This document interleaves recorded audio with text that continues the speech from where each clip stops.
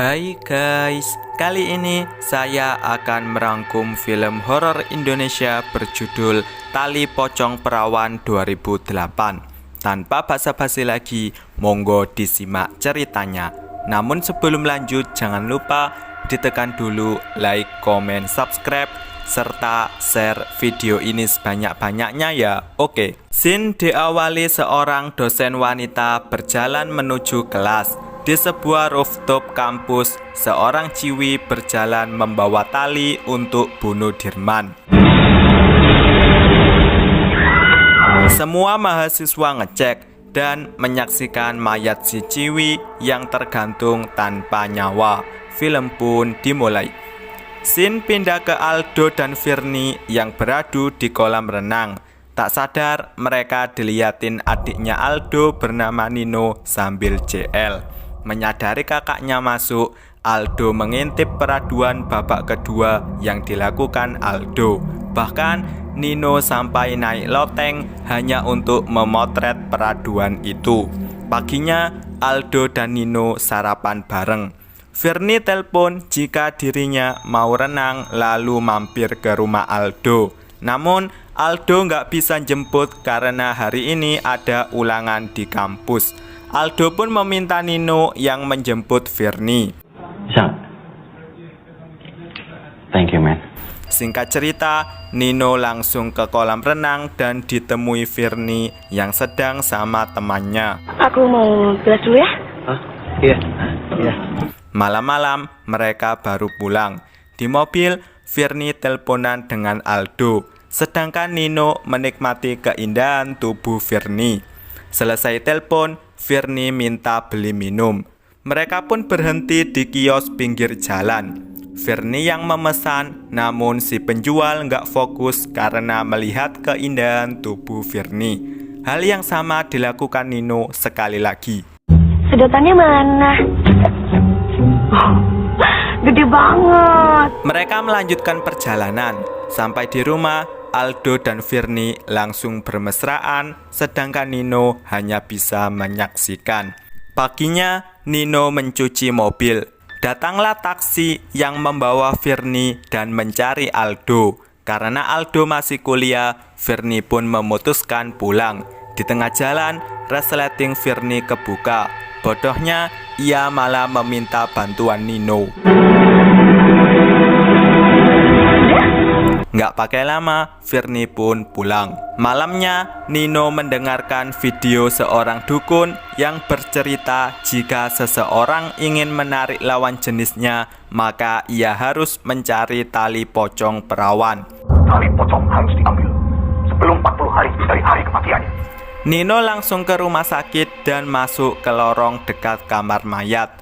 Nino pun mengambil selimut dan berpura-pura menjadi mayat. Petugas yang melihatnya pun langsung memasukkannya ke dalam kamar mayat. Begitu petugas keluar, Nino langsung beraksi.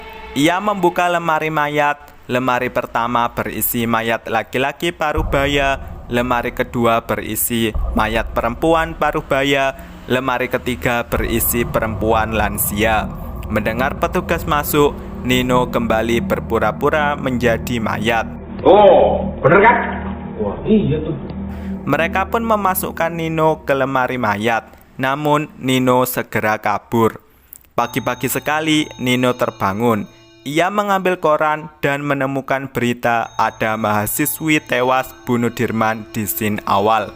Ini kan anaknya Om Frans. Pasti masih perawan. Malamnya Nino langsung ke kuburan. Ditemani seberkas cahaya senter, Nino mulai bergerak. Ternyata kuburan si ciwi dijaga oleh 2 orang pria. Terpaksa Nino menjauh dulu. Nino bersembunyi di balik nisan dan semak-semak. Salah satu dari penjaga makam terlanjur ngantuk. Ia pun tidur di atas salah satu makam. Tak disangka, penjaga yang lain ikutan ngantuk sehingga ikut tidur juga. Mengetahui situasi aman, Nino segera bergerak. Karena salah satu penjaga kuburan terbangun, Nino bersembunyi. Penjaga itu menggunakan senternya untuk mencari sesuatu yang mencurigakan. Ada kunang-kunang nemplok di bulan tuh. Tak lama, penjaga itu kembali tidur. Disinilah Nino segera gercep. Ternyata nama mayat itu adalah Dinda. Nino segera membongkar makam Dinda. Di separuh jalan, tak sadar ada kuntilanak di belakang Nino. Ia berhasil membuka papan penyangga dan menemukan mayat Dinda. Nino teringat pesan Mbah Dukun di internet. Ketika mengambil tali pocong tidak boleh menggunakan tangan, Tapi hanya boleh menggunakan gigi. Sekuat tenaga, Nino melakukannya hingga Nino berhasil keluar. Nino langsung lari, namun dihadang berbagai macam setan kuburan. Beruntung, ia bisa sampai di mobil. Sialnya, si mobil macet dan ada setan bocil di sampingnya. Nino berhasil sampai rumah. Ia bertemu Aldo dan Firni. Nino langsung masuk hingga tali pocongnya jatuh.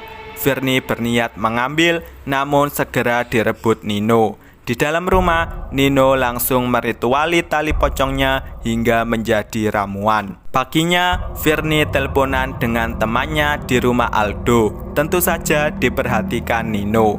Ketika Firni pergi, Nino segera menuangkan ramuan tali pocong ke minumannya Firni.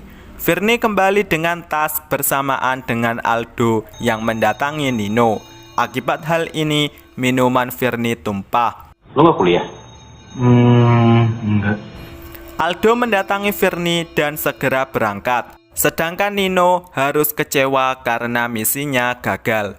Malam hari, Aldo dan Firni ngajak Nino makan malam. Udahlah, jangan banyak mikir. Iya deh. Singkat cerita, mereka pun makan malam di resto mewah. Tentu saja Nino terus-terusan memandangi Firni. Di tengah makan malam, Nino minta izin ke toilet. Sementara Aldo dan Firni beradu jigong. Peraduan itu disaksikan langsung oleh Nino. Sampai rumah, Nino meneruskan nonton video Mbah Dukun di internet. Mbah Dukun berkata, jika dalam hitungan 1 kali 24 jam, orang yang meminum ramuan tali pocong akan langsung jatuh cinta. Pasti nih Firni jadi milik gue. Firni berenang sampai sore hari. Tiba-tiba Nino datang dengan alasan kebetulan lewat. Bahkan Nino mengajak Firni pulang bareng. Tapi kamu ketemuin aku sama Aldo. Singkat cerita, Firni dan Aldo sampai rumah. Aldo pun kaget mengapa Firni dan Nino bisa bareng. Nggak, kebetulan aja tadi gue tuh lewat situ, terus ya udah gue ajakin sekalian. Namun Aldo bersikap biasa aja tanpa rasa curiga. Di kamarnya, Nino mengintip Aldo dan Firni yang beradu. Nino mengambil tali pocongnya, kemudian membakarnya karena merasa semuanya sia-sia. Nggak sadar ada pocong di belakangnya. Gue nggak percaya sama lo, tau nggak? Nino kembali ke kamar, menyalakan udut dan menonton kembali video dukun internet. Si dukun mengatakan jika tali pocong dimusnahkan dengan cara apapun, maka si pemilik tali pocong itu akan menuntut balas. Tiba-tiba pintu kamar Nino membuka sendiri, namun gak ada apa-apa. Pagi-pagi sekali, Firni baru nyampe di rumah Aldo. Ia langsung masuk mobil. Gak sadar, Nino sudah mengintai dengan paparazinya. Nino ngeprint hasil paparazinya dan menggunakannya untuk traveling. Tiba-tiba malam-malam, Nino mengendarai mobilnya hingga menabrak bocil. Setelah dicek, si bocil hilang dan ada pocong di mobilnya. Nino sampai rumah. Ia naik tangga dan masuk kamar. Tiba-tiba foto Firni berubah jadi pocong dan pintu terkunci. Tak lama lampu mati. Beruntung Nino berhasil keluar, namun si pocong tetap ngikut. Aldo pun datang, kebetulan lampu udah nyala. Nino cerita jika habis ngeliat pocong. Tentu saja Aldo nggak percaya. Aldo terbangun oleh suara Nino yang memalang pintu. Percuma pintu palang-palang kayak gini. Yang namanya setan, mau datang lewat mana juga bisa. Nino yang tidur terbangun oleh suara dari balik pintu. Ia mencoba membuka palangnya, namun sesuatu dari dalam lemari sedang mengintai. Nino menenangkan diri di kasur. Tiba-tiba seekor pocong keluar dari lemari. Aldo pun terbangun oleh teriakan Nino. Ia langsung ke kamar Nino dan menenangkan saudaranya itu. Paginya Nino merenung sedih. Firni pun menyarankan agar mereka membawa Nino ke psikiater. Kalau aku yang ngajak, dia pasti nolak. Bersama Firni, Nino diantar ke psikiater. Psikiater itu meminta Nino agar menceritakan asal-muasalnya bisa didatangi pocong. Ngambil tali pocong perawan. Tiba-tiba, Nino melihat sesuatu di akuarium hingga ia langsung kabur. Singkat cerita, Nino opname di rumah sakit. Aldo dan Firni yang menjaga mereka. Hingga larut malam, Nino terbangun oleh pocong. Pocong itu semakin mendekat hingga Nino bersembunyi di balik tirai. Aldo dan Firni yang mengetahui hal ini pun segera menenangkan Nino, namun Nino kabur. Nino kejar-kejaran dengan pocong terbang. Ia bersembunyi di salah satu kamar inap. Tentu saja si pocong ngikut. Nino segera kabur, namun sekali lagi si pocong ngikut. Terpaksa Nino keluar lewat jendela. Aldo dan Firni masih syok dengan kepergian Nino. Paginya, Aldo dan Firni membereskan kamarnya Nino. Aldo menemukan sebuah kotak. Setelah dibuka Firni, ternyata isinya adalah barang-barang mistik. Firni mengambil tengkoraknya, kemudian mengangkat barang-barang lainnya. Ternyata di balik itu semua tersimpan foto-foto seksoinya Firni. Namun yang terakhir adalah foto pocong. Firni pun menceritakan hal ini kepada temannya. Tapi untung Nino cepat meninggal ya. Kalau dia belum meninggal, lo yang bakalan bahaya, Fir. Aldo cuci muka di wastafel kampus, kemudian lanjut pipis. Tiba-tiba ada tisu toilet gelondong sendiri. Tisu itu berasal dari toilet yang tertutup. Setelah diintip, ternyata kosong. Aldo bangkit, ternyata pintu toilet tadi membuka. Aldo pun segera ngecek. Aldo lari hingga bertemu Firni. Mereka pun pulang. Di mobil, Firni curiga karena dari tadi Aldo ngeliat belakang terus. Gak ada apa-apa kan di belakang? Apa-apa. Sampai di rumah, Aldo ganti baju. Tiba-tiba Aldo lari ke ruang tengah.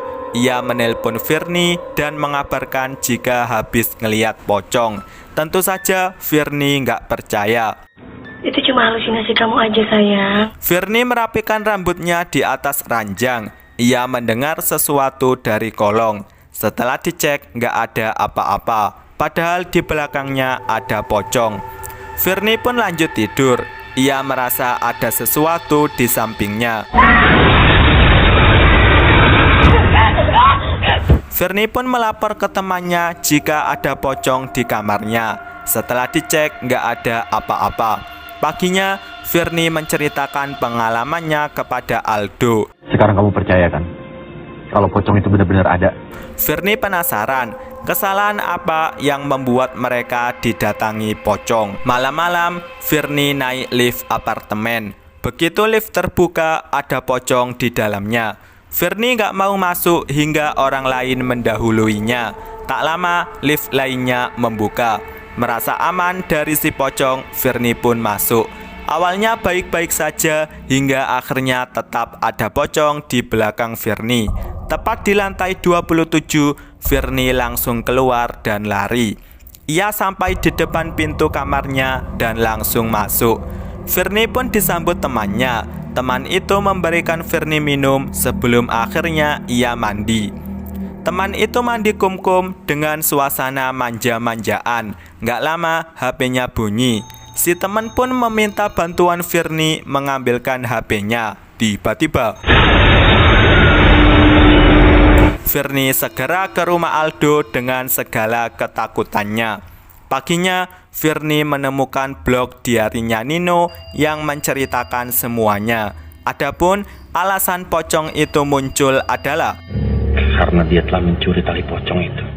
satu hal yang belum terpecahkan, yaitu mengapa Aldo dan Firni ikut diteror. Malamnya, Virnie tidur di pangkuan Aldo. Tiba-tiba, TV menayangkan gambar tentang Aldo dan seorang ciwi yang tak lain tak bukan adalah Dinda. Belum selesai ceritanya, TV mati. Aldo pun menghidupkan kembali. Namun, Aldo ke kamarnya Nino. Saking takutnya, Aldo berlindung dengan selimut di kamar itu. Jangan bunuh saya, jangan. Ternyata itu adalah Virnie. Aldo menemukan koran yang memberitakan tentang kematian Dinda di scene awal. Scene flashback ternyata dulunya Aldo dan Dinda pacaran. Namun mereka berantem hebat hingga mengakibatkan Dinda bunuh Dirman. Virnie mencoba menenangkan Aldo, namun Aldo lari ke rooftop rumahnya sambil membawa tali siap untuk mengikuti jejaknya Dinda. Scene flashback ketika Aldo dan Dinda masih SMP saling janji-janjian. Kalau aku mati, kamu mati juga. Aksi Aldo ini pun disaksikan langsung oleh pocongnya Dinda. Sebelum melompat, Aldo menyampaikan pesan terakhirnya kepada pocong Dinda. Aku sayang sama kamu, Dinda. Mau lompat, pocong Dinda berubah menjadi sosok Dinda aslinya. Aldo juga diselamatkan Virnie. Mereka pelukan dan Dinda menghilang. Di ending, Aldo dan Virnie lega karena semua masalah selesai. Teman Virnie pun memberikan minum. Namun,